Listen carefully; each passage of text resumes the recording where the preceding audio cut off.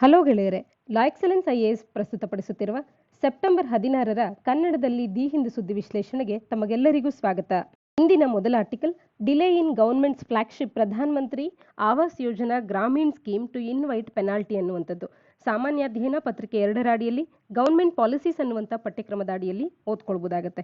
Union ministry of rural development ಅನ್ನುವಂಥದ್ದು ಈಗ ಒಂದು ಸೆಟ್ ಆಫ್ ಪೆನಾಲ್ಟೀಸ್ಗಳನ್ನು ಹೊರತಂದಿದೆ. ರಾಜ್ಯ ಸರ್ಕಾರಗಳು ಒಂದು ವೇಳೆ ಪ್ರಧಾನ ಮಂತ್ರಿ ಆವಾಸ್ ಯೋಜನಾ ಗ್ರಾಮೀಣ ಭಾಗಕ್ಕಿರುವಂಥ ಈ ಒಂದು ಯೋಜನೆಯನ್ನ ಜಾರಿಗೆ ತರುವಲ್ಲಿ, ಇಂಪ್ಲಿಮೆಂಟೇಷನ್ ಅನ್ನ ಮಾಡುವಲ್ಲಿ ಡಿಲೇಸ್ಗಳನ್ನು ಮಾಡ್ತಾ ಇದ್ರೆ, ಅಂದ್ರೆ ಅದರ ಒಂದು ಟಾರ್ಗೆಟ್ಸ್ಗಳನ್ನು ರೀಚ್ ಆಗುವಲ್ಲಿ ಡಿಲೇ ಆಗ್ತಾ ಇದೆ ಅಂತ ಅಂದಾಗ ಇಲಾಖೆಯ ಕಡೆಯಿಂದಾಗಿ ಪೆನಾಲ್ಟೀಸ್ಗಳನ್ನು ರಾಜ್ಯ ಸರ್ಕಾರಕ್ಕೆ ಹಾಕಲಾಗುತ್ತೆ ಅನ್ನುವಂಥ ಒಂದಷ್ಟು ಸೆಟ್ ಆಫ್ ಪೆನಾಲ್ಟೀಸ್ಗಳನ್ನು ಈಗ ರೂರಲ್ ಡೆವಲಪ್ಮೆಂಟ್ ಮಿನಿಸ್ಟ್ರಿ ಅನ್ನುವಂಥದ್ದು ಹೊರತಂದಿದೆ. ವೆಸ್ಟ್ ಬೆಂಗಾಲ್, ಛತ್ತೀಸ್ಗಢ, ಒಡಿಸ್ಸಾ, ಅಸ್ಸಾಂ ಈ 4 ರಾಜ್ಯಗಳು ಕೂಡ ಲೀಡಿಂಗ್ 4 ಲಗಾರ್ಡ್ ಸ್ಟೇಟ್ಸ್ಗಳಾಗಿದ್ದು, ಇವೆಲ್ಲವೂ ಕೂಡ ತಮ್ಮ ಟಾರ್ಗೆಟ್ಸ್ಗಳನ್ನು ರೀಚ್ ಆಗುವಲ್ಲಿ ಹಿಂದೆ ಸರಿದಿರ್ತಕ್ಕಂಥದ್ದನ್ನ ಕಾಣ್ಬೋದಾಗುತ್ತೆ. ಅಂದ್ರೆ ಇನ್ನೂ ಕೂಡ ಹಿಂದುಳಿದಿವೆ, ಟಾರ್ಗೆಟ್ಸ್ಗಳನ್ನು ರೀಚ್ ಆಗ್ತಾ ಇಲ್ಲ. ಹಾಗಾಗಿ ಈ ರೀತಿ ಟಾರ್ಗೆಟ್ಸ್ಗಳನ್ನು ರೀಚ್ ಆಗದೇ ಇರುವಂಥ ರಾಜ್ಯಗಳಿಗೆ ಪೆನಾಲ್ಟೀಸ್ಗಳನ್ನು ಇಂಪೋಸ್ ಮಾಡುವಂಥ ಒಂದು ಆರ್ಡರ್ ಅನ್ನ, ಸೆಟ್ ಆಫ್ ಪೆನಾಲ್ಟೀಸ್ಗಳನ್ನು ಮಿನಿಸ್ಟ್ರಿ ಆಫ್ ರೂರಲ್ ಡೆವಲಪ್ಮೆಂಟ್ ಅನ್ನುವಂಥದ್ದು, ಯೂನಿಯನ್ ಮಿನಿಸ್ಟ್ರಿ ಅನ್ನುವಂಥದ್ದು ಈಗ ಹೊರತಂದಿರ್ತಕ್ಕಂಥದ್ದು. ಇಲ್ಲಿರ್ತಕ್ಕಂಥ ಪೆನಾಲ್ಟೀಸ್ಗಳನ್ನು ನೋಡೋದಾದ್ರೆ, ಒಂದು ವೇಳೆ ಮನೆಯ ಕನ್ಸ್ಟ್ರಕ್ಷನ್ ಅನ್ನುವಂಥದ್ದು ಡಿಲೇ ಆಗ್ತಿದೆ for more than 1 month, target ಡೇಟ್ಗಿಂತ 1 ತಿಂಗಳಿಗಿಂತಲೂ ಕೂಡ ಹೆಚ್ಚಿನದಾಗಿ ಡಿಲೇ ಆಗ್ತಿದೆ ಅಂತ ಅಂದಾಗ ಸ್ಟೇಟ್ ಗೌರ್ಮೆಂಟ್ ಅನ್ನುವಂಥದ್ದು ಒಂದು ಮನೆಗೆ 10 ರೂಪಾಯಿಗಳ ಒಂದು ಪೆನಾಲ್ಟಿಯನ್ನ ಹಾಕುವಂಥ, ಸ್ಟೇಟ್ ಗೌರ್ಮೆಂಟ್ಗೆ ಒಂದು ಮನೆಗೆ 10 ರೂಪಾಯಿಗಳ ಪೆನಾಲ್ಟಿಯನ್ನ ಹಾಕುವಂಥದ್ದು. ಹಾಗೇನೆ ಫಸ್ಟ್ ಮಂತ್ ಆಫ್ ಡಿಲೇ ಆದ ನಂತರದಲ್ಲಿ ಪ್ರತಿಯೊಂದು ಈಚ್ ಸಬ್ಸಿಕ್ವೆಂಟ್ ಮಂತ್ಗೆ, ಅಂದ್ರೆ ಜಾನ್ವರಿಗೆ ಕಂಪ್ಲೀಟ್ ಆಗಬೇಕಾದಂಥದ್ದು ಒಂದು ವೇಳೆ ಫೆಬ್ರವರಿಯಲ್ಲಿ ಕಂಪ್ಲೀಟ್ ಆದರೆ ಇದಕ್ಕೆ ಒಂದು ಮನೆಗೆ 10 ರೂಪಾಯಿಯಂತೆ ರಾಜ್ಯ ಸರ್ಕಾರಗಳು ಪೆನಾಲ್ಟಿಯನ್ನು ಕಟ್ಟಬೇಕು. ಆದರೆ ಒಂದು ವೇಳೆ ಇದು ಏಪ್ರಿಲ್ನಲ್ಲಿ ಕಂಪ್ಲೀಟ್ ಆಯಿತು ಅಂತ ಅಂದರೆ ಜಾನ್ವರಿಯ ನಂತರದ ಫೆಬ್ರವರಿಗೆ ಒಂದು 10 ರೂಪಾಯಿ ಆದರೆ ಮತ್ತೆ ಮುಂಬರುವಂಥ ಯಾವುದೇ ತಿಂಗಳುಗಳು, ಎಷ್ಟು ತಿಂಗಳುಗಳು ಅದು ಡಿಲೇ ಆದರೂ ಕೂಡ ಒಂದು ತಿಂಗಳಿಗೆ 20 ರೂಪಾಯಿಯಂತೆ ಪೆನಾಲ್ಟಿಯನ್ನು ಒಂದು ಮನೆಗೆ ಕಟ್ಟಬೇಕಾಗುತ್ತೆ. ಒಂದು ವೇಳೆ ಏಪ್ರಿಲ್ನಲ್ಲಿ ಆ ಮನೆ ಕಂಪ್ಲೀಟ್ ಆದರೆ 50 ರೂಪಾಯಿಯ ಪೆನಾಲ್ಟಿಯನ್ನು ಒಂದು ಮನೆಗೆ ಕಟ್ಟಬೇಕಾಗುತ್ತೆ ರಾಜ್ಯ ಸರ್ಕಾರ. First instalment to the beneficiary ಅನ್ನುವಂಥದ್ದು ಏನಾದರೂ ಡಿಲೇ ಆಯಿತು 7 ದಿನಕ್ಕಿಂತ ಹೆಚ್ಚಿಗೆ ಅಂತ ಅಂದರೆ, ಡೇಟ್ ಆಫ್ ಸ್ಯಾಂಕ್ಷನ್ ಆದಂಥ ತಕ್ಷಣದಲ್ಲೇ ಫಸ್ಟ್ ಇನ್ಸ್ಟಾಲ್ಮೆಂಟ್ ಅನ್ನುವಂಥದ್ದು 7 ದಿನಗಳ ಒಳಗಾಗಿ ಆಗಬೇಕು. 7 ದಿನಕ್ಕೂ ಹೆಚ್ಚಿನ ಡಿಲೇ ಆಗ್ತಿದೆ ಅಂತ ಅಂದರೆ ಒಂದು ಮನೆಗೆ ಒಂದು ವಾರಕ್ಕೆ 10 ರೂಪಾಯಿಯನ್ನು, ಒಂದು ವಾರ ಡಿಲೇ ಆದರೆ 10 ರೂಪಾಯಿ ಪೆನಾಲ್ಟಿಯನ್ನು ಕಟ್ಟಬೇಕಾಗುತ್ತೆ. ಬೆನಿಫಿಷಿಯರಿಗೆ ಹಣ ತಲುಪುವಂಥದ್ದೇನಾದರೂ ಒಂದು ವಾರಕ್ಕೂ ಹೆಚ್ಚಿನ ಡಿಲೇ ಆಯಿತು ಅಂತ ಅಂದರೆ ಒಂದು ಮನೆಗೆ 10 ರೂಪಾಯಿಯ ಪೆನಾಲ್ಟಿಯನ್ನು ಕಟ್ಟಬೇಕಾಗುತ್ತೆ ರಾಜ್ಯ ಸರ್ಕಾರಗಳು. ಇನ್ನು ಸೆಂಟ್ರಲ್ ಫಂಡ್ಸ್ ಏನಾದರೂ ಕೂಡ ರಾಜ್ಯ ಸರ್ಕಾರಗಳಲ್ಲಿ ಅವೈಲಬಲ್ ಇಲ್ಲ ಅಂತ ಅಂದಾಗ ಯಾವುದೇ ರೀತಿಯ ಪೆನಾಲ್ಟಿ ಅನ್ನುವಂಥದ್ದು ಬೀಳೋದಿಲ್ಲ. ಆರ್ಟಿಕಲ್ನ ಹಿನ್ನೆಲೆಯಲ್ಲಿ ಪ್ರಧಾನ ಮಂತ್ರಿ ಆವಾಸ್ ಯೋಜನಾ ಗ್ರಾಮೀಣ ಈ ಒಂದು ಯೋಜನೆಯನ್ನು ನಾವು ಚರ್ಚೆ ಮಾಡ್ತಾ ಹೋಗೋಣ. ಇದು ಯಾವ ಮಿನಿಸ್ಟ್ರಿ ಅಡಿಯಲ್ಲಿ ಕಾರ್ಯ ಮಾಡುವಂಥ ಯೋಜನೆ, ಜಾರಿಗೆ ಬರ್ತಾ ಇರ್ತಕ್ಕಂಥ ಯೋಜನೆ ಅಂತ ಅಂದರೆ ಮಿನಿಸ್ಟ್ರಿ ಆಫ್ ರೂರಲ್ ಡೆವಲಪ್ಮೆಂಟ್ ಅನ್ನೋದ್ರಲ್ಲಿ ನಮಗೆ ಯಾವುದೇ ಸಂಶಯ ಬೇಡ, ಇದು ನಮಗೆ ಸ್ಪಷ್ಟವಾಗಿ ತಿಳಿದಿರಬೇಕಾಗತ್ತೆ. ಇನ್ನು ಇವು ಏನು ಮಾಡುತ್ತೆ ಅಂತ ಅಂದರೆ, ಪಕ್ಕಾ ಹೌಸಸ್ಗಳನ್ನು, ಅಂದರೆ ಪ್ರಾಪರ್ ಆಗಿ ಮಳೆಯಲ್ಲಿ ಯಾವುದೇ ರೀತಿಯಾದಂಥ ತೊಂದರೆಗೆ ಒಳಗಾಗದೇ ಇರುವಂಥ ಪಕ್ಕಾ ಹೌಸಸ್ಗಳನ್ನು ಮತ್ತು ಅವಕ್ಕೆ ಬೇಕಾಗುವಂಥ ನೆಸೆಸರಿ ಇರುವಂಥ ಬೇಸಿಕ್ ಕಮ್ಯುನಿಟೀಸ್ಗಳನ್ನು ಕೂಡ ಎಲ್ಲ ಹೌಸ್ಲೆಸ್ ಹೌಸ್ ಹೋಲ್ಡರ್ಸ್ಗಳಿಗೆ ನೀಡುವಂಥದ್ದು. ಯಾರು ಕಚ್ಚಾ ಹೌಸಸ್ಗಳಲ್ಲಿ ಇದ್ದಾರೆ, ಡಿಲ್ಯಾಪಿಡೇಟೆಡ್ ಹೌಸಸ್ಗಳಲ್ಲಿ ಇದ್ದಾರೆ, ಅಂಥವರಿಗೆ 2024ರ ಒಂದು ಗುರಿಯನ್ನು ಹಾಕ್ಕೊಂಡು 2024ರ ಹೊತ್ತಿಗೆ ಗ್ರಾಮೀಣ ಭಾಗದಲ್ಲಿರ್ತಕ್ಕಂಥ ಕಚ್ಚಾ ಹೌಸಸ್ ಮತ್ತು ಡಿಲ್ಯಾಪಿಡೇಟೆಡ್ ಹೌಸಸ್ಗಳಲ್ಲಿರ್ತಕ್ಕಂಥ ವ್ಯಕ್ತಿಗಳಿಗೆ ಈ ರೀತಿಯ ಒಂದು ಪಕ್ಕಾ ಹೌಸಸ್ಗಳ ಕನ್ಸ್ಟ್ರಕ್ಷನ್ ಅನ್ನು ಮಾಡಿ ಒದಗಿಸುವಂಥದ್ದು ಇದರ ಮುಖ್ಯ ಉದ್ದೇಶ. ಮಿನಿಸ್ಟ್ರಿ ಆಫ್ ರೂರಲ್ ಡೆವಲಪ್ಮೆಂಟ್ನ ಅಡಿಯಲ್ಲಿರ್ತಕ್ಕಂಥ ಒಂದು ಯೋಜನೆ ಆಗಿದೆ. ಇನ್ನು ಕಾಸ್ಟ್ ಶೇರಿಂಗ್ನ ವಿಚಾರ ಬಂದಾಗ ಇದು ಸೆಂಟ್ರಲಿ ಸ್ಪಾನ್ಸರ್ಡ್ ಯೋಜನೆಯಾಗಿದೆ, ಅಂದರೆ ಕೇಂದ್ರ ಪುರಸ್ಕೃತ ಯೋಜನೆಯಾಗಿದ್ದು 60:40 ನಾರ್ಮಲಿ ಎಲ್ಲ ಸ್ಟೇಟ್ಸ್ಗಳಲ್ಲಿ ಇದು ಈ ಒಂದು ಸೆಂಟ್ರಲ್ ಶೇರ್ 60 ಇರುತ್ತೆ, ಸ್ಟೇಟ್ ಗೌರ್ಮೆಂಟ್ಸ್ಗಳಲ್ಲಿ 40 ಶೇರ್ ಅನ್ನುವಂಥದ್ದು ಇರುತ್ತೆ ಪ್ಲೇನ್ ಏರಿಯಾಸ್ಗಳಲ್ಲಿ. ಆದರೆ 90:10 ಶೇರಿಂಗ್ ಅನ್ನು ನಾವು ನಾರ್ತ್ ಈಸ್ಟರ್ನ್ ಸ್ಟೇಟ್ಸ್ಗಳಲ್ಲಿ ಮತ್ತು ಹಿಲ್ಲಿ ಸ್ಟೇಟ್ಸ್ಗಳಲ್ಲಿ, ಹಿಮಾಲಯನ್ ಸ್ಟೇಟ್ಸ್ಗಳಲ್ಲಿ ನಾವು ಕಾಣ್ಬೋದಾಗುತ್ತೆ. ಒಟ್ಟಾರೆ ಈ ರೀತಿಯ ಒಂದು ಯೋಜನೆಯ ಒಂದು ಆಬ್ಜೆಕ್ಟಿವ್ಸ್ಗಳೇನು ಅಂತಂದರೆ, ಆದರೆ ರೂರಲ್ ಮೇಸನ್ಸ್ಗಳಿಗೆ ಟ್ರೈನಿಂಗ್ ಅನ್ನು ನೀಡುವಂಥದ್ದು ಮತ್ತು ವರ್ಕ್ಮೆನ್ಶಿಪ್ ಅನ್ನು ಇಂಪ್ರೂವ್ ಮಾಡುವಂಥದ್ದು, ಕನ್ಸ್ಟ್ರಕ್ಷನ್ ಆಫ್ ಹೌಸಸ್ಗಳ ಕ್ವಾಲಿಟಿಯನ್ನು ಹೆಚ್ಚುಗೊಳಿಸುವಂಥದ್ದು ಮತ್ತು ಸ್ಕಿಲ್ಡ್ ಮೇಸನ್ಸ್ಗಳ ಅವೈಲಬಿಲಿಟಿ ಹೆಚ್ಚಾಗುವಂತೆ ನೋಡ್ಕೊಳ್ಳುವಂಥದ್ದು ಮತ್ತು ಎಂಪ್ಲಾಯಬಿಲಿಟಿ ಆಫ್ ದಟ್ ಮೇಸನ್ಸ್ಗಳು ಹೆಚ್ಚಾಗುವಂತೆ ಮಾಡುವಂಥದ್ದು ಇದರ ಒಂದು ಯೋಜನೆಯ ಉದ್ದೇಶ ಆಗಿದೆ. ಹಾಗಾದರೆ ಯಾವ ರೀತಿಯಾಗಿ ಫಲಾನುಭವಿಗಳನ್ನು ಇಲ್ಲಿ ಆಯ್ಕೆ ಮಾಡ್ತಾರೆ ಅಂತ ಆದರೆ, ಡಿಪ್ರೈವೇಷನ್ ಪ್ಯಾರಾಮೀಟರ್ಸ್ಗಳು, ಹೌಸಿಂಗ್ ಡಿಪ್ರೈವೇಷನ್ ಪ್ಯಾರಾಮೀಟರ್ಸ್ಗಳನ್ನು ಸೋಷಿಯೋ ಎಕನಾಮಿಕ್ ಕ್ಯಾಸ್ಟ್ ಸೆನ್ಸಸ್ ಅಂತ ಹೇಳಿ 2011ರ ಡೇಟಾ ಏನಿದೆ ಇದರ ಆಧಾರದ ಮೇಲೆ, ಹೌಸಿಂಗ್ ಡಿಪ್ರೈವೇಷನ್ ಪ್ಯಾರಾಮೀಟರ್ಸ್ಗಳ ಆಧಾರದ ಮೇಲೆ 13 ಪಾಯಿಂಟ್ ಎಕ್ಸ್ಕ್ಲೂಷನ್ ಕ್ರೈಟೀರಿಯಾವನ್ನು ಕೂಡ ಒಳಗೊಂಡಿರುವಂತೆ ಗ್ರಾಮ ಸಭಾ ವೆರಿಫಿಕೇಶನ್ ಅನ್ನು ತಗೊಂಡು ಈ ಒಂದು ಯೋಜನೆ ಅನ್ನುವಂಥದ್ದು ಫಲಾನುಭವಿಗಳನ್ನು ಹುಡುಕುವಂತ ಕಾರ್ಯವನ್ನ ಮಾಡುತ್ತೆ. ಹಾಗಾದ್ರೆ ಫೀಚರ್ಸ್ ಆಫ್ ಪ್ರಧಾನ ಮಂತ್ರಿ ಆವಾಸ್ ಯೋಜನಾ ಗ್ರಾಮೀಣನ್ನ ನಾವು ನೋಡೋದೇ ಆದ್ರೆ, ಒಂದು ವೇಳೆ ಈ ರೀತಿಯ ಮನೆಗಳನ್ನು ನೀಡುವಂಥವ್ರಿಗೆ electricity connection, LPG gas connection ಆಗಿರಬಹುದು, ಪೈಪ್ಡ್ ಡ್ರಿಂಕಿಂಗ್ ವಾಟರ್ ಕನ್ವರ್ಜೆನ್ಸ್ ಆಗಿರಬಹುದು, ಈ ಕಾರ್ಯಗಳಾಗೋದನ್ನ ಕಾಣಬಹುದು. ನಂತರ pucca houses with basic amenities to all rural families ಅನ್ನ ನೋಡುವಂಥದ್ದು ಇದರ ಒಂದು ಮುಖ್ಯ ಫೀಚರ್ ಆಗುತ್ತೆ. ಮಿನಿಮಮ್ ಸೈಜ್ ಅಂತ ಅಂದಾಗ 25 ಸ್ಕ್ವೇರ್ ಮೀಟರ್ಸ್ಗಳಷ್ಟು ಈ ಒಂದು ಮನೆ ಇರಬೇಕಾಗುತ್ತೆ. ನಂತರದಲ್ಲಿ ಈ ಹಿಂದೆ ಇದು 20 ಸ್ಕ್ವೇರ್ ಮೀಟರ್ ಇತ್ತು, ಈಗ ಅದನ್ನು ಹೆಚ್ಚು ಮಾಡಲಾಗಿದೆ 25 ಸ್ಕ್ವೇರ್ ಮೀಟರ್ಗೆ. ಮಿನಿಮಮ್ ಅಷ್ಟಾದರೂ ಕೂಡ ಮನೆ ಇರಬೇಕು ಅನ್ನುವಂಥದ್ದು. ಇನ್ನು ಅಸಿಸ್ಟೆನ್ಸ್ ಅನ್ನುವಂಥದ್ದು ಕನ್ಸ್ಟ್ರಕ್ಷನ್ ಆಫ್ ಟಾಯ್ಲೆಟ್ಸ್ಗಳಿಗೂ ಕೂಡ ನೀಡಲಾಗುತ್ತೆ. ಸ್ವಚ್ಛ ಭಾರತ್ ಮಿಷನ್ ಗ್ರಾಮೀಣ್ ಏನಿದೆ ಮತ್ತು MG ನರೇಗಾ ಏನಿದೆ, ಇದರ ಕನ್ವರ್ಜೆನ್ಸ್ನ ಅಡಿಯಲ್ಲಿ ಈ ಟಾಯ್ಲೆಟ್ಸ್ಗಳನ್ನು ಈ ಮನೆಗಳಲ್ಲಿ ಕ್ರಿಯೇಟ್ ಮಾಡೋದಕ್ಕೆ ಕೂಡ ಅಸಿಸ್ಟೆನ್ಸ್ ಅನ್ನ ನೆರವನ್ನ ನೀಡಲಾಗುತ್ತೆ. ಆರ್ಟಿಕಲ್ನ ಹಿನ್ನೆಲೆಯಲ್ಲಿ ಪ್ರಧಾನ ಮಂತ್ರಿ ಆವಾಸ್ ಯೋಜನಾ PMAY ಅರ್ಬನ್ ಅನ್ನ ಯಾವ ಒಂದು ಮಿನಿಸ್ಟ್ರಿ ಅನ್ನುವಂಥದ್ದು ಇಂಪ್ಲಿಮೆಂಟ್ ಮಾಡುತ್ತೆ ಅನ್ನುವಂಥದ್ದನ್ನು ತಪ್ಪದೆ ನೀವು ಕಮೆಂಟ್ ಸೆಕ್ಷನಲ್ಲಿ ಕಮೆಂಟ್ ಮಾಡಿ ತಿಳಿಸಿ. ಮುಂದಿನ article Pradhan Mantri bats for a greener automobile sector ಅನ್ನುವಂಥದ್ದು ಸಾಮಾನ್ಯ ಅಧ್ಯಯನ ಪತ್ರಿಕೆ 3ರ ಅಡಿಯಲ್ಲಿ ಎಕಾನಮಿ ಮತ್ತು ಎನ್ವಿರಾನ್ಮೆಂಟ್ನ ಅಡಿಯಲ್ಲಿ ಇದನ್ನು ನಾವು ಓದ್ಕೊಳ್ಬೋದಾಗುತ್ತೆ. ಪ್ರಧಾನ ಮಂತ್ರಿಯವರು ಅಮೃತ ಕಾಲ ಅನ್ನುವಂಥದ್ದು ಒಂದು ಆಪರ್ಚುನಿಟಿ ಆಗಿದೆ ಸೆಲ್ಫ್ ಸಫಿಷಿಯನ್ಸಿಯನ್ನು ನಾವು ಅಚೀವ್ ಮಾಡಲಿಕ್ಕೆ ಭಾರತದಲ್ಲಿ. ಅಂದರೆ ನಮ್ಮ ಸ್ವಾವಲಂಬನೆಯನ್ನು ನಾವು ಪಡ್ಕೊಳ್ಳೋದಕ್ಕೆ ಅಮೃತ್ ಕಾಲ್ ಅಂತ ಅಂದರೆ ಈಗೇನು ನಾವು 75ನೇ ವರ್ಷದ ಸಂಭ್ರಮಾಚರಣೆಯನ್ನು ಆಚರಿಸಿದ್ವಿ, ಅಮೃತ ಮಹೋತ್ಸವವನ್ನು ನಮ್ಮ ಭಾರತಕ್ಕೆ ಸ್ವಾತಂತ್ರ್ಯ ಬಂದು ಈಗ 75 ವರ್ಷಗಳು ತುಂಬಿರುವಂಥ ಹಿನ್ನೆಲೆಯಲ್ಲಿ ಅಮೃತ ಮಹೋತ್ಸವವನ್ನು ಆಚರಿಸಿದ್ದೇವೆ. ಹಾಗೆ ಮುಂಬರುವಂಥ 100 ವರ್ಷಗಳ ಸಂದರ್ಭದಲ್ಲಿ ನಾವೇನು ಶತಮಾನೋತ್ಸವವನ್ನು ಆಚರಿಸಬೇಕು ಅಂತ ಹೇಳಿ ಕಾಯ್ತಾ ಇದ್ದೇವೆ. ಇದೆರಡರ ನಡುವೆ ಇರುವಂಥ ಈ 25 ವರ್ಷಗಳು ಏನು ಕಾಲಾವಧಿ ಇದೆ, ಇದನ್ನೇ ಅಮೃತ ಕಾಲ ಅಂತ ಹೇಳಿ ಕರಿತಾ ಇದ್ದಾರೆ ಪ್ರಧಾನ ಮಂತ್ರಿ ಮೋದಿಯವರು. ಈ ಅಮೃತ್ ಕಾಲ್ ಅನ್ನುವಂಥದ್ದು ನಮಗಿರ್ತಕ್ಕಂಥ ಒಂದು ಉತ್ತಮವಾದಂಥ ಅವಕಾಶ, ಆಪರ್ಚುನಿಟಿ ಆಗಿದೆ ಭಾರತವನ್ನ ಸೆಲ್ಫ್ ಸಫಿಷಿಯೆಂಟ್ ಅನ್ನಾಗಿ ಮಾಡೋದಕ್ಕೆ ಅಂತ ಹೇಳಿ ಇಲ್ಲಿ ತಿಳಿಸ್ತಾ ಇದ್ದಾರೆ. ಭಾರತದಲ್ಲಿ ಸೆಲ್ಫ್ ಸಫಿಷಿಯನ್ಸಿಯನ್ನು ಅಚೀವ್ ಮಾಡೋದಕ್ಕೆ ಎವ್ರಿ ಸೆಕ್ಟರಲ್ಲಿ, ಮತ್ತು ಆಟೋಮೊಬೈಲ್ ಸೆಕ್ಟರ್ ಅನ್ನುವಂಥದ್ದೇನು ಎಕ್ಸೆಪ್ಷನ್ ಏನಲ್ಲ, ಅಲ್ಲೂ ಕೂಡ ಗ್ರೀನರ್ ಆಟೋಮೊಬೈಲ್ ಸೆಕ್ಟರ್ಗೆ ಆಗಿ ಪ್ರಧಾನಮಂತ್ರಿ ಮೋದಿಯವರು ಮಾತನಾಡಿರ್ತಕ್ಕಂಥದ್ದು. ಹಾಗಾದ್ರೆ ಆಟೋಮೊಬೈಲ್ ಸೆಕ್ಟರ್ನಲ್ಲಿ ಇಲ್ಲಿನ ಟಾರ್ಗೆಟ್ಸ್ಗಳೇನು, ಭಾರತದ ಟಾರ್ಗೆಟ್ಸ್ಗಳೇನು ಅಂತ ಹೇಳಿ ನೋಡೋದೇ ಆದರೆ 2047ರ ವೇಳೆಗೆ ಆಟೋಮೊಬೈಲ್ ಸೆಕ್ಟರ್ನಲ್ಲಿ ಎಂಟೈರ್ ಮ್ಯಾನುಫ್ಯಾಕ್ಚರಿಂಗ್ ವ್ಯಾಲ್ಯೂ ಚೈನ್ ಅನ್ನ 100% ಸೆಲ್ಫ್ ರಿಲಯಂಟ್ ಮಾಡಬೇಕು ಅನ್ನುವಂಥದ್ದು ಇಲ್ಲಿ ಮುಖ್ಯವಾಗಿರ್ತಕ್ಕಂಥ ಒಂದು ಉದ್ದೇಶ ಆಗಿದೆ. ಇನ್ನು ಆಟೋ ಸೆಕ್ಟರ್ನಲ್ಲಿ ಇದರ ಮುಖ್ಯ ಏಮ್ ಏನು, ಗುರಿ ಏನು ಅಂತ ಅಂದ್ರೆ ಇಡೀ ಜಗತ್ತಿನ ಎವ್ರಿ ಸೆಗ್ಮೆಂಟ್ ಆಫ್ ಆಟೋಮೊಬೈಲ್ಸ್ ಏನಿರುತ್ತೆ ಅದರಲ್ಲಿ ಒನ್ ಆಫ್ ದಿ 2 ಲಾರ್ಜೆಸ್ಟ್ ಪ್ರೊಡ್ಯೂಸರ್ಸ್ಗಳಾಗಿ ಆಟೋ ಸೆಕ್ಟರ್ ಕೂಡ ಇರಬೇಕು ಅನ್ನುವಂಥದ್ದು ಭಾರತದ ಆಟೋ ಸೆಕ್ಟರಿನ ಒಂದು ಗುರಿಯಾಗಿದೆ. ಇನ್ನು 50,000 ಈ ಬಸ್ಸಸ್ಗಳನ್ನು 2030ರಷ್ಟರಲ್ಲಿ ಭಾರತದ ರೋಡ್ಗಳಲ್ಲಿ ಓಡಾಡುವಂಥದ್ದನ್ನು ಕಾಣುವಂಥ ಒಂದು ಮಹತ್ತರವಾದ ಗುರಿಯನ್ನು ಕೂಡ ಭಾರತ ಹೊಂದಿರತಕ್ಕಂಥದ್ದು. ಆರ್ಟಿಕಲ್ನ ಹಿನ್ನೆಲೆಯಲ್ಲಿ ಗ್ರ್ಯಾಂಡ್ ಚಾಲೆಂಜ್ 1 ಅನ್ನುವಂಥದ್ದನ್ನು, ಇದು ಎಲೆಕ್ಟ್ರಿಕ್ ಬಸ್ಸಸ್ಗಳ ವಿಚಾರದಲ್ಲಿ ಬಂದಿರತಕ್ಕಂಥದ್ದು. Unified tender for union and state procurement for electric buses, ಇದು ಗ್ರ್ಯಾಂಡ್ ಚಾಲೆಂಜ್ 1 ಆಗಿದೆ. ಇದರ ಬೆನಿಫಿಟ್ ಏನು ಅಂತ ಅಂದರೆ ಲೋಯರ್ ಕಾಸ್ಟ್ 40%ನಷ್ಟು ಲೋಯರ್ ದ್ಯಾನ್ ಡೀಸೆಲ್ಗಿಂತಲೂ ಕೂಡ 40%ನಷ್ಟು ಕಡಿಮೆ ಕಾಸ್ಟ್ ಅನ್ನುವಂಥದ್ದು ಆಗುತ್ತೆ. CNGಗೆ ಹೋಲಿಕೆ ಮಾಡಿದಾಗ ಕಂಪ್ರೆಸ್ಡ್ ನ್ಯಾಚುರಲ್ ಗ್ಯಾಸ್ಗಿಂತಲೂ ಕೂಡ 34% ಕಾಸ್ಟ್ ಅನ್ನುವಂಥದ್ದು ಕಡಿಮೆ ಆಗುತ್ತೆ. ಕಾಸ್ಟ್ ಪರ್ ಕಿಲೋಮೀಟರ್ ಬೇಸಿಸ್ ಅನ್ನು ನೋಡಿದಾಗ ಪ್ರೈಸಸ್ ಸಾಕಷ್ಟು ಕಡಿಮೆ ಆಗುವಂಥದ್ದು ಇಲ್ಲಿ ನಾವು ಕಾಣಬಹುದಾಗುತ್ತೆ ಗ್ರ್ಯಾಂಡ್ ಚಾಲೆಂಜ್ 1 ಅಡಿಯಲ್ಲಿ ಎಲೆಕ್ಟ್ರಿಕ್ ಬಸ್ಸಸ್ಗಳಲ್ಲಿ. ಇನ್ನು ಕೋಆಪರೇಟಿವ್ ಫೆಡರಲಿಸಮ್ ಅನ್ನ ಒಂದು ಸಕ್ಸಸ್ ಅನ್ನ ನಾವಿಲ್ಲೂ ಕೂಡ ಫಾಲೋ ಮಾಡಬಹುದು. 5450 ಬಸ್ಸಸ್ಗಳನ್ನ 5 ಇಂಡಿಯನ್ ಮೇಜರ್ ಸಿಟೀಸ್ಗಳಾದಂಥ ಕಲ್ಕತ್ತಾ, ಡೆಲ್ಲಿ, ಬೆಂಗಳೂರು, ಹೈದರಾಬಾದ್ ಮತ್ತು ಸೂರತ್ಗೆ ನೀಡೋ ಮುಖಾಂತರವಾಗಿ ಕೋಆಪರೇಟಿವ್ ಫೆಡರಲಿಸಮ್ ಅನ್ನ ಒಂದು ಸಕ್ಸಸ್ ಆಗಿ ಇಲ್ಲಿ ನಾವು ಕಾಣಬಹುದಾಗುತ್ತೆ. ಸಕ್ಸಸ್ ಆಫ್ ಕೋಆಪರೇಟಿವ್ ಫೆಡರಲಿಸಮ್ ಅನ್ನುವಂಥದ್ದು ಈ ಯೋಜನೆ ಅಡಿಯಲ್ಲಿ ನಮಗೆ ಕಾಣಸಿಗುತ್ತೆ ಗ್ರ್ಯಾಂಡ್ ಚಾಲೆಂಜ್ 1 ಅಡಿಯಲ್ಲಿ. ಇನ್ನು ಈ ಒಂದು ಯೋಜನೆಯನ್ನ ಜಾರಿಗೆ ತರುವಂತ ಒಂದು ನೋಡಲ್ ಏಜೆನ್ಸಿಯಾಗಿ convergence energy services limited CESL ಅನ್ನುವಂಥದ್ದು ಕಾರ್ಯ ಮಾಡ್ತಾ ಇದೆ. ಇದು ಎಲ್ಲ ರೀತಿಯ ಕೊಲಾಬರೇಷನ್ ಅನ್ನ, ಪೇಸ್ ಮತ್ತು ಟ್ರಾನ್ಸ್ಪರೆನ್ಸಿಯನ್ನ ನೋಡ್ಕೊಳ್ಳುವಂತ ಕಾರ್ಯವನ್ನ ಮಾಡುತ್ತೆ.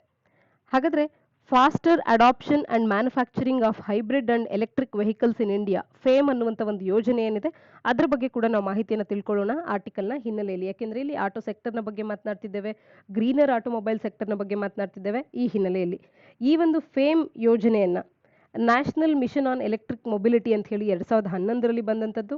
ನಂತರದಲ್ಲಿ national electric mobility mission plan ಅಂತ ಹೇಳಿ 2020ರಲ್ಲಿ ಕೂಡ ಬಂದಂಥದ್ದು.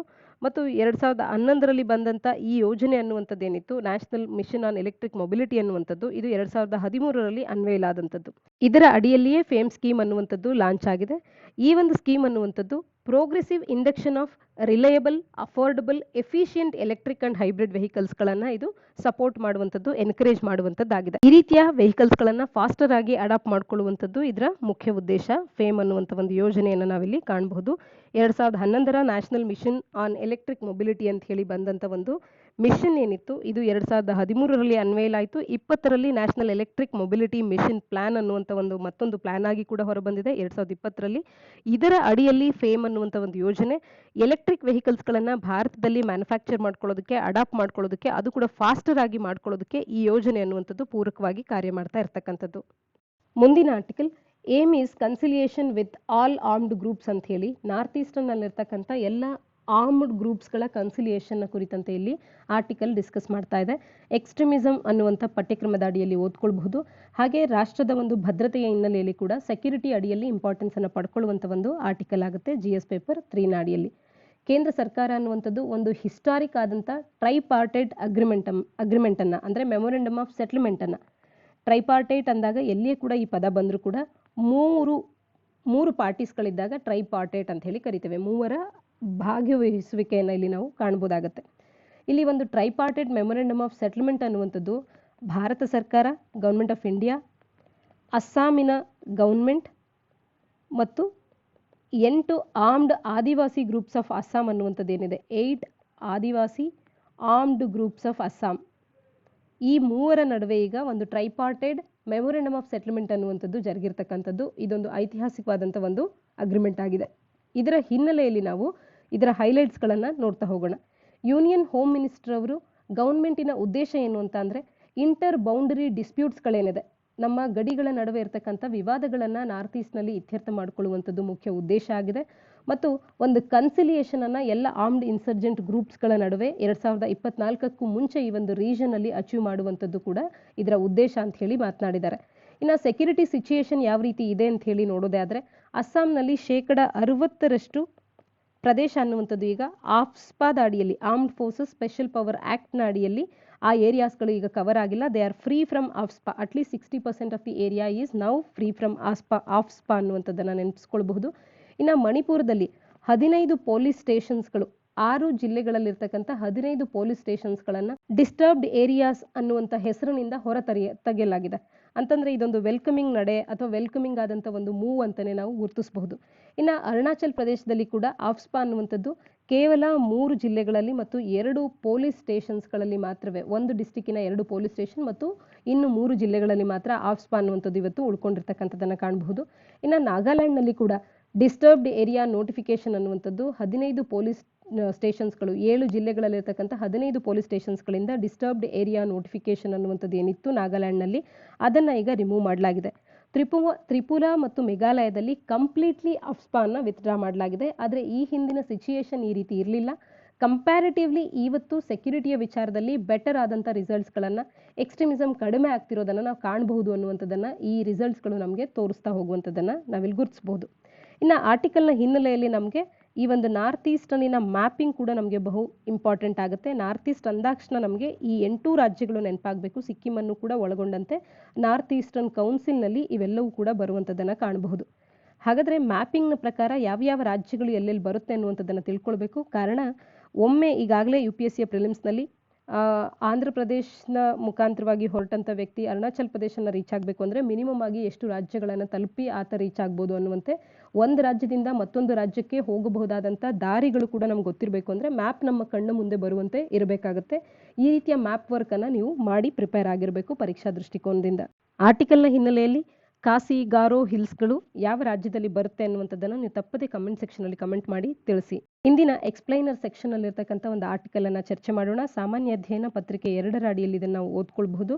ಇಲ್ಲಿ ಈಸ್ಟರ್ನ್ ಎಕನಾಮಿಕ್ ಫೋರಮ್ ಮತ್ತು ಇಂಡಿಯಾದ ಬ್ಯಾಲೆನ್ಸಿಂಗ್ ಆ್ಯಕ್ಟ್ನ ಕುರಿತಂತೆ, ಈ ಫೋರಮ್ನಲ್ಲಿ ಭಾರತದ ಬ್ಯಾಲೆನ್ಸಿಂಗ್ ಆ್ಯಕ್ಟ್ ಯಾವ ರೀತಿ ಇರುತ್ತೆ ಅನ್ನೋದ್ರ ಬಗ್ಗೆ ಆರ್ಟಿಕಲ್ ಮಾತನಾಡ್ತಾ ಇದೆ. ಸಾಮಾನ್ಯ ಅಧ್ಯಯನ ಪತ್ರಿಕೆ 2ರಲ್ಲಿ bilateral, regional and global groupings involving India and affecting India's interest ಅನ್ನುವಂಥ ಪಠ್ಯಕ್ರಮದ ಅಡಿಯಲ್ಲಿ ಓದ್ಕೊಳ್ಬೋದಾಗುತ್ತೆ. ರಷ್ಯಾ ಈಸ್ಟರ್ನ್ ಎಕನಾಮಿಕ್ ಫೋರಮನ್ನು ಹೋಸ್ಟ್ ಮಾಡಿದೆ. 7th edition of eastern economic ಫೋರಮನ್ನು ರಷ್ಯಾ ಹೋಸ್ಟ್ ಮಾಡಿರ್ತಕ್ಕಂಥದ್ದು ವ್ಲಾಡಿವೋಸ್ಟೋಕ್ನಲ್ಲಿ. ಈ ಫೋರಮ್ ಅನ್ನುವಂಥದ್ದು ಒಂದು ರೀತಿಯ ಪ್ಲಾಟ್ಫಾರ್ಮ್ ಆಗಿದೆ.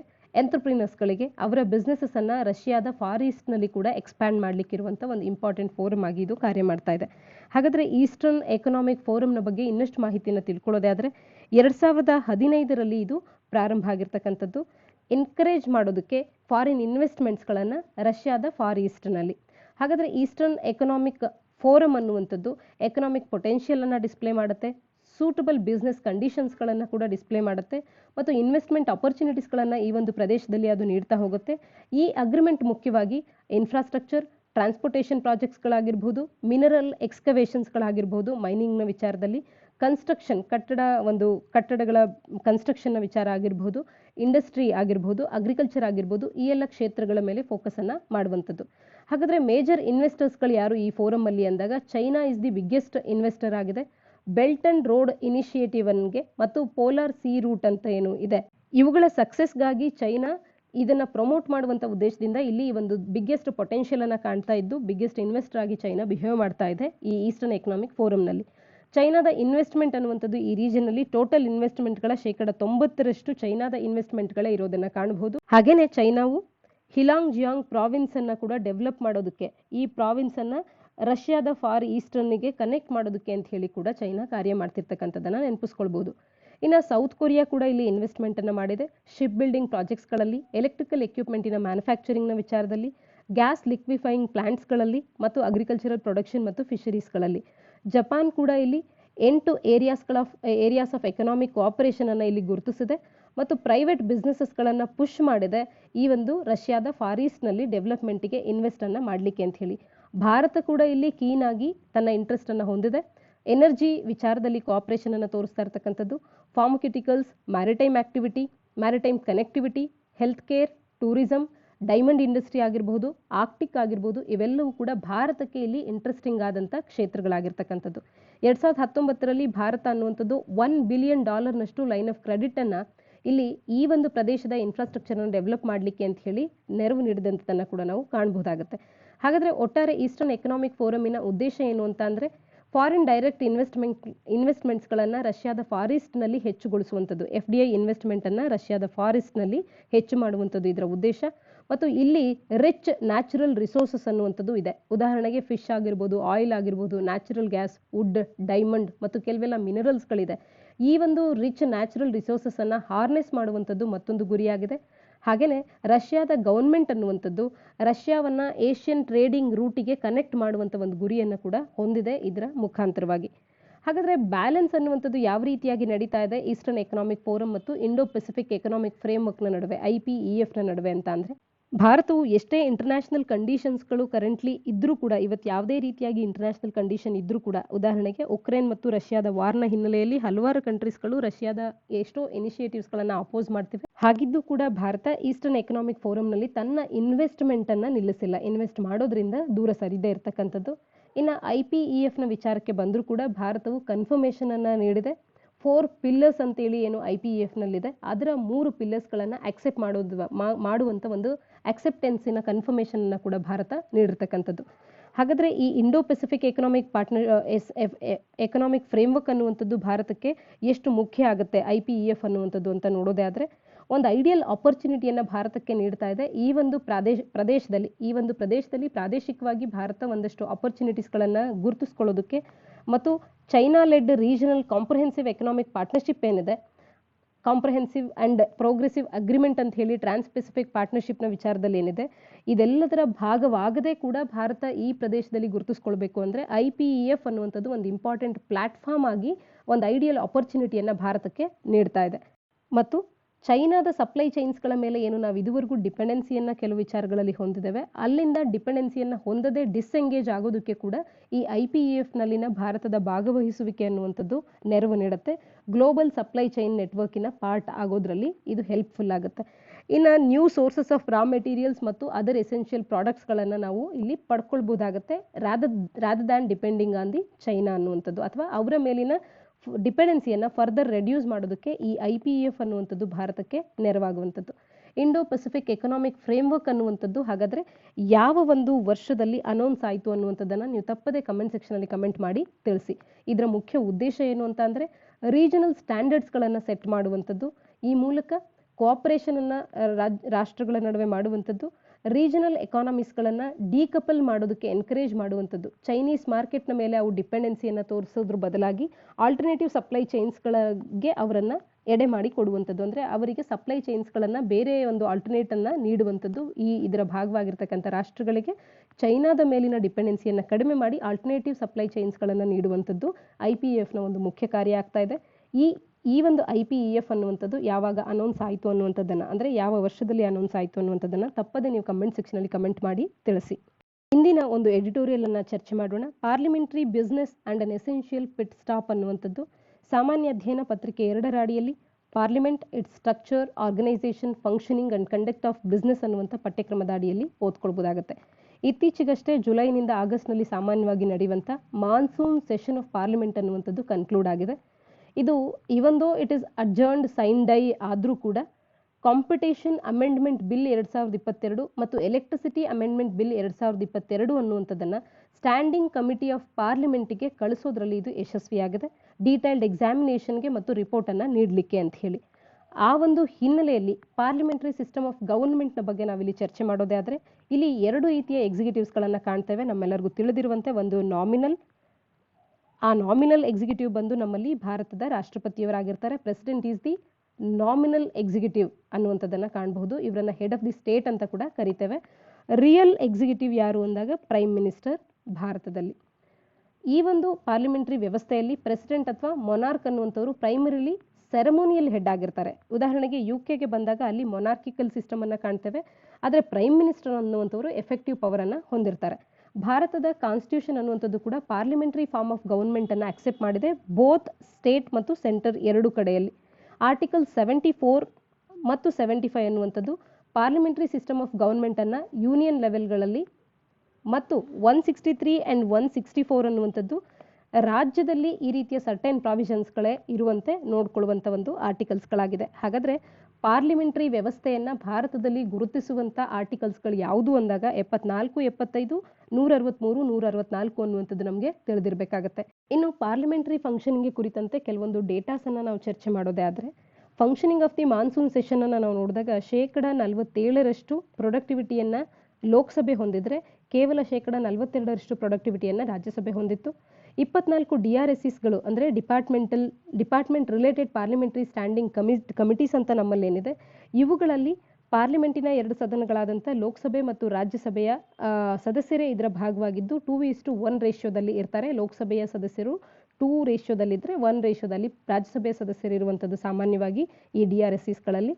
ಇನ್ನು DRSEsಗಳಿಗೆ ಯಾವೆಲ್ಲ ಬಿಲ್ಸ್ಗಳನ್ನು ರೆಫರ್ ಮಾಡಿದ್ದಾರೆ, ಎಷ್ಟು ಪರ್ಸೆಂಟೇಜ್ ಆಫ್ ಬಿಲ್ಸ್ಗಳನ್ನು DRSEsಗಳಲ್ಲಿ ರೆಫರ್ ಮಾಡಿದ್ದಾರೆ ಅಂತ ಅಂದರೆ 2004ರಿಂದ 2009ರ ಆ ಒಂದು ಅವಧಿಯಲ್ಲಿ 60% ಬಿಲ್ಸ್ಗಳನ್ನು 14th ಲೋಕಸಭೆಯಲ್ಲಿ 60% ಬಿಲ್ಸ್ಗಳನ್ನು DRSEsಗೆ ರೆಫರ್ ಮಾಡಿರ್ತಕ್ಕಂಥದ್ದು. 2009ರಿಂದ 2014ರ ಒಂದು ಅವಧಿಯಲ್ಲಿ ಕೇವಲ ಒಟ್ಟಾರೆ 71% ಬಿಲ್ಸ್ಗಳನ್ನು DRSEsಗಳು ರೆಫರ್ ಮಾಡಿವೆ. 16ನೇ ಲೋಕಸಭೆಯಲ್ಲಿ ಇದುವರೆಗೂ 2014ರಿಂದ 19ರವರೆಗೆ ನಡೆದಂಥ 16ರ ಲೋಕಸಭೆಯಲ್ಲಿ ಕೇವಲ 27% ಬಿಲ್ಸ್ಗಳನ್ನು ಮಾತ್ರ ಡಿಪಾರ್ಟ್ಮೆಂಟಲ್ ರಿಲೇಟೆಡ್ ಪಾರ್ಲಿಮೆಂಟರಿ ಸ್ಟ್ಯಾಂಡಿಂಗ್ ಕಮಿಟೀಸ್ಗಳಿಗೆ ರೆಫರ್ ಮಾಡಿರ್ತಕ್ಕಂಥದ್ದು. ಹಾಗಾದರೆ ಪಾರ್ಲಿಮೆಂಟರಿ ಕಮಿಟೀಸ್ಗಳು ಏನು ಮಾಡುತ್ತೆ, ಏನು ಎಕ್ಸಾಕ್ಟ್ಲಿ ಇವು ಪಾರ್ಲಿಮೆಂಟರಿ ಕಮಿಟೀಸ್ ಅಂತ ಅಂದರೆ ಯಾವುದೇ ಲೆಜಿಸ್ಲೇಷನ್ಸ್ಗೆ ಕುರಿತಂತೆ ವಿಚಾರಗಳನ್ನು ಇದು ಎಕ್ಸಾಮೈನ್ ಮಾಡುವಂಥದ್ದು ಕಾರ್ಯವನ್ನು ಮಾಡುತ್ತೆ. ಒಂದು ವೇಳೆ ಅವಕ್ಕೆ ರೆಫರ್ ಮಾಡಿದರೆ ಆ ಒಂದು ಪಾರ್ಲಿಮೆಂಟರಿ ಕಮಿಟೀಸ್ಗಳು ಆ ಒಂದು ಲೆಜಿಸ್ಲೇಚರ್ಗೆ ಕುರಿತಂಥ ವಿಚಾರಗಳನ್ನು ಎಕ್ಸಾಮೈನ್ ಮಾಡುತ್ತೆ. ಬಡ್ಜೆಟ್ ಪ್ರಪೋಸಲ್ಸ್ಗಳನ್ನು ಡಿಫ್ರೆಂಟ್ ಮಿನಿಸ್ಟ್ರೀಸ್ಗಳಿಗೆ ನೀಡುವಂಥ ಕಾರ್ಯವನ್ನು ಮಾಡುತ್ತೆ. ಯಾವುದೋ ಒಂದು ದೃಷ್ಟಿಕೋನ, ವಿಷನ್, ಮಿಷನ್ ಅಂತಿದ್ದಾಗ ಅದಕ್ಕೆ ಪಾಲಿಸಿ ಥಿಂಕಿಂಗ್ ಅನ್ನುವಂಥದ್ದನ್ನು ಮಾಡುತ್ತೆ ಮತ್ತು ಕನ್ಸರ್ನ್ಡ್ ಮಿನಿಸ್ಟ್ರಿಯ ಮುಂದಿನ ಹೆಜ್ಜೆಗಳೇನು, ಫ್ಯೂಚರ್ ಡೈರೆಕ್ಷನ್ ಯಾವ ರೀತಿ ಇರುತ್ತೆ ಅನ್ನುವಂಥದ್ದನ್ನು ಕೂಡ ಈ ಪಾರ್ಲಿಮೆಂಟರಿ ಕಮಿಟೀಸ್ಗಳು ತಿಳಿಸ್ಕೊಡುತ್ತೆ. ಹಾಗಾದರೆ ಏನು ಮಹತ್ವ ಈ ಕಮಿಟೀಸ್ದು ಅಂತ ಅಂದರೆ ಬಿಲ್ಸ್ಗಳು ಸರಿಯಾದ ರೀತಿಯಲ್ಲಿ ಎಕ್ಸಾಮೈನ್ ಆಗಿರೋದಿಲ್ಲ. ಹಾಗಾಗಿ ಪಾರ್ಲಿಮೆಂಟರಿ ಕಮಿಟೀಸ್ಗಳು ಈ ಒಂದು ಕಾರ್ಯವನ್ನು ಮಾಡುವಂಥದ್ದನ್ನು ಕಾಣಬಹುದು. ಹಾಗೆ ಲೆಜಿಸ್ಲೇಷನ್ ಅನ್ನು ಮಾಡುವಲ್ಲಿ ಕಂಟೆಂಟಿಗೆ ವ್ಯಾಲ್ಯೂ ಅಡಿಷನ್ ಅನ್ನು ಈ ಒಂದು ಪಾರ್ಲಿಮೆಂಟರಿ ಕಮಿಟೀಸ್ಗಳು ಮಾಡುವಂಥದ್ದು. ಒಟ್ಟಾರೆಯಾಗಿ ಇತ್ತೀಚೆಗೆ ಮುಕ್ತಾಯವಾದಂಥ ಮಾನ್ಸೂನ್ ಸೆಷನ್ನಲ್ಲಿ ಏನು 2 ಬಿಲ್ಸ್ಗಳನ್ನು, ಮುಖ್ಯವಾಗಿ competition amendment bill 2022, electricity amendment bill 2022 ಅನ್ನು ಸ್ಟ್ಯಾಂಡಿಂಗ್ ಕಮಿಟಿ ಆಫ್ ಪಾರ್ಲಿಮೆಂಟಿಗೆ ಏನು ರೆಫರ್ ಮಾಡಿದ್ದಾರೆ, ಈ ಒಂದು ನಡೆಯನ್ನು ವೆಲ್ಕಮ್ ಮಾಡ್ತಾ ಈ ರೀತಿಯೇ ಡಿಪಾರ್ಟ್ಮೆಂಟ್ ರಿಲೇಟೆಡ್ ಪಾರ್ಲಿಮೆಂಟರಿ ಸ್ಟ್ಯಾಂಡಿಂಗ್ ಕಮಿಟೀಸ್ಗಳಿಗೆ ರೆಫರ್ ಮಾಡಬೇಕು ಬಿಲ್ಸ್ಗಳನ್ನು, so that process of law making ಅನ್ನುವಂಥದ್ದು ಹೆಲ್ಪ್ಫುಲ್ ಆಗುತ್ತೆ, ಲಾ ಮೇಕಿಂಗ್ನಲ್ಲಿ ಇದು ಹೆಲ್ಪ್ಫುಲ್ ಆಗುತ್ತೆ ಅನ್ನುವಂಥದ್ದನ್ನು ಲೇಖಕರು ಇಲ್ಲಿ ತಿಳಿಸ್ತಾ ಇರ್ತಕ್ಕಂಥದ್ದು. ಆರ್ಟಿಕಲ್ನ ಹಿನ್ನೆಲೆಯಲ್ಲಿ ಪಾರ್ಲಿಮೆಂಟಿನ ಯಾವುದೇ 2 ಸೆಷನ್ಸ್ಗಳ ನಡುವೆ ಮ್ಯಾಕ್ಸಿಮಮ್ ಎಷ್ಟು ಗ್ಯಾಪ್ ಇರ್ಬೋದು ಅನ್ನುವಂಥದ್ದನ್ನು ನೀವು ತಪ್ಪದೆ ಕಮೆಂಟ್ ಸೆಕ್ಷನಲ್ಲಿ ಕಮೆಂಟ್ ಮಾಡಿ ತಿಳಿಸಿ.